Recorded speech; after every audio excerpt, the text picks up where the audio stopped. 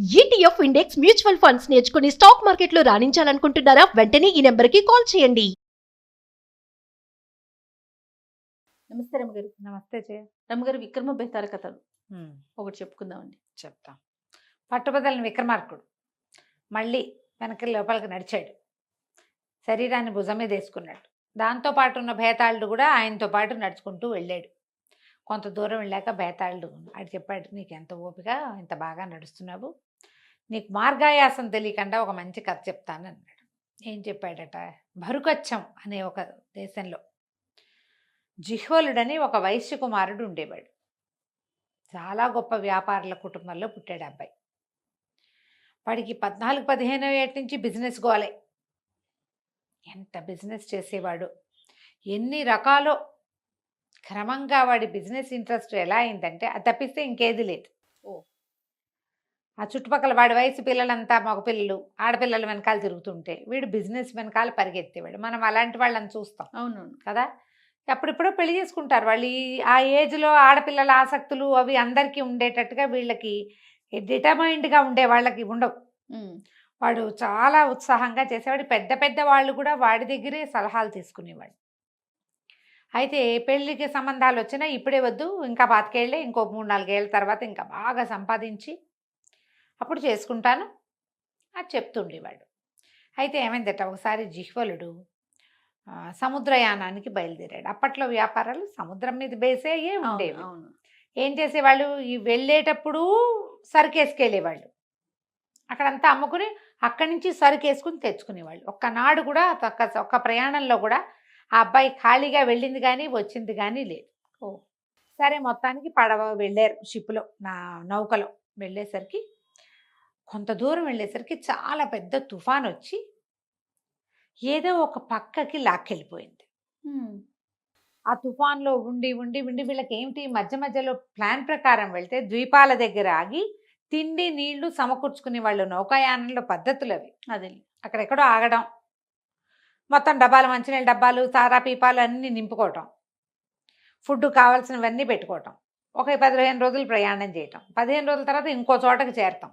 కొంచెం బఫరింగ్ ఉండేది, ఒక 3-4 రోజులు ఎక్స్ట్రాకి బఫరింగ్ ఉండగానే ప్లేస్కి చేరిపోయి అన్నీ మళ్ళీ పెట్టుకునేవాళ్ళు. వీళ్ళ దగ్గర బఫర్లు గిఫర్లు అన్నీ అయిపోయినాయి. అన్నీ అయిపోయి చివరికి ఏం చేయాలో తెలియని స్థితికి వచ్చాక వాళ్ళకి ఒక ద్వీపం కనపడింది. సరే, సరంగులు నావికులు ఏమన్నారు, ఇది కూడా ఏదో ద్వీపం ఉండి పచ్చగానో ఏదోగానో ఉంటుంది, ఏదైనా తిండి ఆహారం దొరుకుతుందేమో ప్రయత్నం చేయండి. తుఫాన్ తగ్గిపోయింది, కొద్దిగా దొరికినా మనకి ఇక్కడ మనం ఇంకో ప్రాంతానికి వెళ్ళేందుకు మనకు సరిపోతుంది అని చెప్పి నావికులు అందులోనే ఉండిపోయి ఇతని పరివారం, జిహ్వలుడు పరివారం మాత్రం అక్కడ దిగారు. దిగితే అది ఒక భయంకరమైన ఆటవికులు తెగ ఉండేటువంటి ద్వీపం. వాళ్ళు ఎడా పెడా బాణాలు బరిసెలు ఇంకేమిటో విసిరి కొట్టి వీళ్ళని లోపలికి రానివ్వకుండా సంహరించేశారు.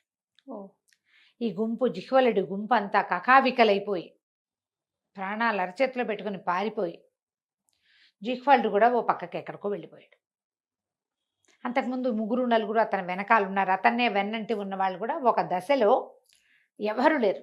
ఎవరిదారు వాడు ప్రాణాలు దక్కించుకోవడానికి వీడి వెనకాల వెళ్ళాలని ఎక్కడ పెట్టుకుంటారు? ఏది దొరికితే, ఏ సందు దొరికితే ఆ సందులో దూరిపోదాం అనుకుంటారు. జిహ్వలుడు ఒంటరి వాడైపోయాడు. చాలామంది చచ్చిపోయారు.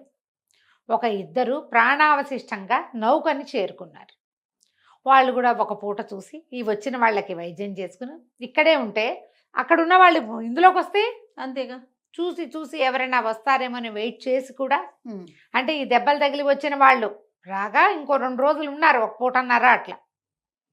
సేఫ్ కాదని నావికులు పడవని తరలించుకుని వెళ్ళిపోయారు. జిహ్వలుడు ఈ ద్వీపంలో ఉండిపోయాడు. ఇతను పరిగెత్తి పరిగెత్తి పరిగెత్తి పరిగెత్తి పైకి ఎక్కడో ఒక గుహలాగా ఉన్న చోట పడిపోయాడు. ఆకలి దప్పులతోటి పడున్నాడు. జిహ్వలుడు 25 ఏళ్ళ వాడు. మనం ముందే చెప్పుకున్నాగా, వీడు నిత్యము వ్యాపారము అవి అంటే ఏంటి, పొద్దున్నే లేవటం, టైం ప్రకారం దుకాణాలకు వెళ్ళటం అవన్నీ అలవాటు ఉన్నవాడు. దానికోసం ఎర్లీ మార్నింగ్ లేచి ఎక్సర్సైజ్ చేసి చక్కగా పిల్లాడు దృఢంగా దార్ఢ్యంగా ఉన్నాడు మనిషి. ఈ పడిపోయి ఉన్నవాడు 2 రోజుల తర్వాత వాడికి మెలకు వచ్చింది. ఎవరో ఒక పిల్ల అక్కడ కూర్చుంది, ఒక 17-16 ఏళ్ల పిల్ల, చక్కగా ఉంది. ఆదివాసీ పిల్ల. అదే అక్కడున్న ఒక ఆటవిక జాతి వాళ్ళు ఉన్నారు కదా, ఆటవిక జాతి పిల్ల, ఆదివాసీ అనకూడదు, అదే ఆటవిక పిల్లే. ఆ పిల్లకి మామూలుగా వాళ్ళు ఏంటంటే కంటికి నచ్చిన వాడిని ఎన్నుకుని కాపురం చేసే పద్ధతి ఉన్నవాళ్ళు. వీడు బాగున్నాడు, నేవళంగా నాగరికంగా ఉన్నాడు. ఆ పిల్ల మంచినీళ్ళు తెచ్చిచ్చింది. అక్కడి నుంచి ఇతన్ని లేవదీసి, ఇతను ఒక మూలగా ఉన్న ఒక దాంట్లో దాక్కున్నాడు కదా, ఎవ్వరు ఆదివాసీలు ఈ ఆటవికులు ఎవరు రాని చోట్ల ఉన్నటువంటి ఒక కోనేరు దగ్గరికి తీసుకుపోయింది. వాడు అక్కడ మంచినీళ్ళు తాగి స్నానం చేసి ఆ పిల్ల తెచ్చిన పళ్ళు తిని అదేదో తేనె తెస్తే అది కాస్త పుచ్చుకొని భయంగానే చేశాడు. ఆ అమ్మాయి మళ్ళీ అతన్ని గుహలోకి తెచ్చి వదిలిపెట్టింది. రోజు వచ్చేది. ఆ నిష్కల్మషంగా ఉన్న ఆ పిల్లతో ప్రేమలో పడ్డాడు జిహ్వలుడు. ఇద్దరు రోజంతా కలిసి ఉండేవాళ్ళు, కలిసి కాపురం చేశారు. అది కోనేట్లో ఈతలు కొట్టేవాళ్ళు. ఎంత పంచప్రాణాలుగా ఉన్నాడో ఆ పిల్లంటే. ఒక పూట అది వెళ్తే మళ్ళీ రేపు కనపడదేమోనని దిగులు వచ్చేది. ప్రేమలో ఉన్నప్పుడు అలాగే ఉంటాయి కదా. 3 మాసాల తర్వాత బాగా ఓపిక వచ్చి ధైర్యం వచ్చాక ఏమన్నాడు, నువ్వు నాతో వచ్చేయకూడదా? ఎన్నాళ్ళు ఇక్కడ నేను ఈ రకంగా ఈ పాలు పళ్ళతోటి ఈ తేనెతోటే బతికుండగలుగుతాను? నా జీవితం వేరే, నువ్వు నాతో రా, నా ప్రాణాలు రక్షించవు, నువ్వు రాణిలాగా చూసుకుంటా నేను, వెళ్దామా అంటే సరే అమ్మాయి ఏమంది. వాళ్ళిద్దరికీ ఒకళ్ళ భాష ఒకళ్ళకి రాదు. ఒకళ్ళ భాష ఒకళ్ళకి మొదట్లో రాదు. క్రమంగా వీడి భాష వీడు మాట్లాడేవాడు, దాని భాష అది మాట్లాడేది. ఇద్దరికి ఒకళ్ళ భాష ఒకళ్ళకి అర్థం అవటం మొదలుపెట్టింది. అంతే కదా, వాళ్ళతో భాష మనతో భాష అయితే కొత్తల్లో తెలీదు. క్రమంగా కొన్ని మాటలు అర్థం అవుతాయి, సైగలతోటి కొన్ని తెలుస్తాయి. వచ్చేయమన్నాడు. ఆ అమ్మాయి రావడానికి ఒప్పుకొని ఏం చేసింది, ఒకనాటి రాత్రి ఈ ఆటవికల కన్నుగప్పి జాగ్రత్తగా సముద్రం దగ్గరికి తీసుకెళ్ళింది. సముద్రం దగ్గరికి వెళ్ళే దారి కూడా తెలియదు వాడికి. వాడు ఎక్కడో కొండకొమ్ములో ఉన్నాడు. ఆ పిల్లకి తెలుసు, అది లోకల్ పిల్ల కాబట్టి. మొత్తం అంతా నడిపించి ఎవ్వరికంటా పడకుండా సముద్రం దగ్గరికి చేరేసరికి వీళ్ళ అదృష్టం బాగుండి ఒక నౌక పాస్ వై అటు నుంచి వెళ్తుంటే వీడు ఏం చేశాడు, కట్టుకున్న వస్త్రాన్ని బాగా ఊడదీసి ఒకటి వెలిగించి పొగ చేసి ఆ నౌకని పిలిచాడు ఉపాయంతో. నౌక వాళ్ళు వచ్చి చూసి ఎవరో మనిషి ఇక్కడ చిక్కడిపోయాడని ఆ మనిషిని వీడితో పాటు నవనవలాడుతున్న ఆ పిల్లని కూడా ఎక్కించుకున్నారు. పైకి ఎక్కాక అమ్మయ్య నాలాంటి మనుషుల్లోకి పడ్డాను అనుకున్నాడు జిహ్వలుడు అనుకొని వాళ్ళు ఇచ్చిన ఆహారం వేడిగా ఉన్నది. అప్పటిదాకా వాడేం తిన్నాడు, పళ్ళు పాలు దుంపలు తేనె, ఆరోగ్యంగా తయారయ్యాడు. కానీ వాడు చిన్నప్పటి నుంచి తింటున్న ఆహారం కాదు అది ఊరికే సైడ్ డిష్, అదే మెయిన్ కోర్స్ కాదు కదా. వాళ్ళు ఉడకబెట్టినవేవో అవి ఇవి ఇచ్చి కూరలు చేసి అన్నం పెట్టేసరికి ఎంత ఆనందించాడు. సడన్గా వాడికి తట్టింది, ఏమిటి, నేను ఖాళీగా వెళ్తున్నాను, నేను ఇప్పుడు నా నౌకా ప్రయాణంలో నా దగ్గర ఏ సరుకు లేదు.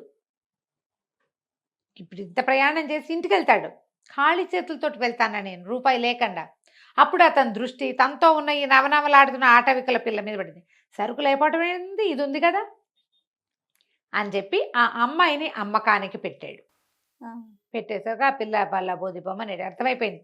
తను నమ్మైపోతాడు, నన్ను నమ్మద్దు, నేను గర్భవతిని, 3 నెలలు నాకు, నన్ను నమ్మకు, నన్ను నీతో తీసుకెళ్ళు అంటే మరీ మంచిది అని గర్భవతిగా ఉన్న అమ్మాయికి డబల్ రేట్ వస్తుంది. కడుపులో ఉన్న శిశువుతో సహా జిహ్వలుడు ఆ అమ్మాయిని అమ్మేసి ఆ డబ్బులతోటి తన వ్యాపారానికి పెట్టుబడి పెట్టుకుని మళ్ళీ తను సరుకుతోటే ఇల్లు చేరాడు.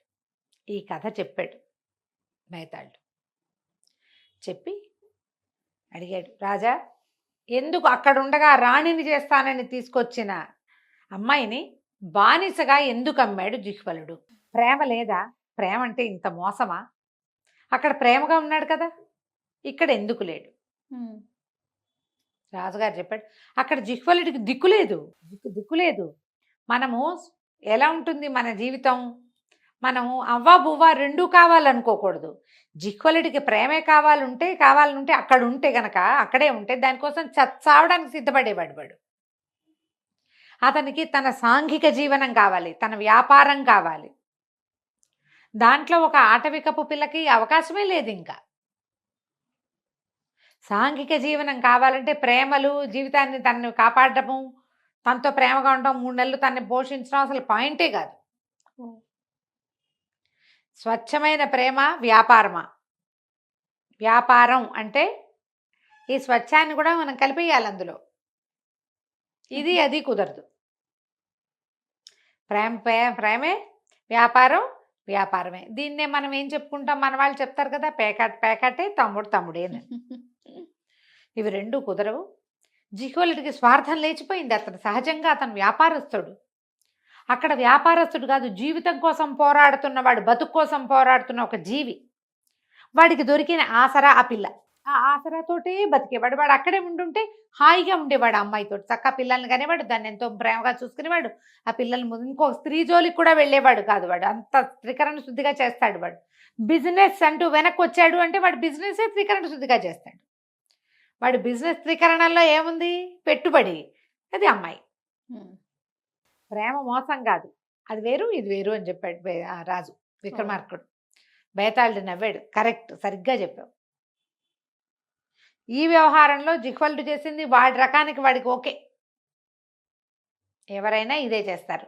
మనం పల్లెటూరి పిల్లల్ని ప్రేమించి తెచ్చుకుని సిటీలలో వాళ్ళతో ఇమడి లేకుండా పోయిన కథలు ఎన్ని సినిమాల్లో చూసామో మనం. అవును, అలాంటి కథలకు మూలం ఇదే. 1958లో రాయబడిన కథ చేయ. 58లో చూడు ఎంత బాగా చెప్పారు. ఎప్పుడైతే రాజుగారి మౌనభంగం అయిందో బేతాళుడు వెళ్ళిపోయాడు. శవంతో సహా వెళ్ళిపోయాడు. మళ్ళీ రాజుగారు లోపలికి నడవటం మొదలుపెట్టాడు. కథ కంచికి మనం ఇంటికి.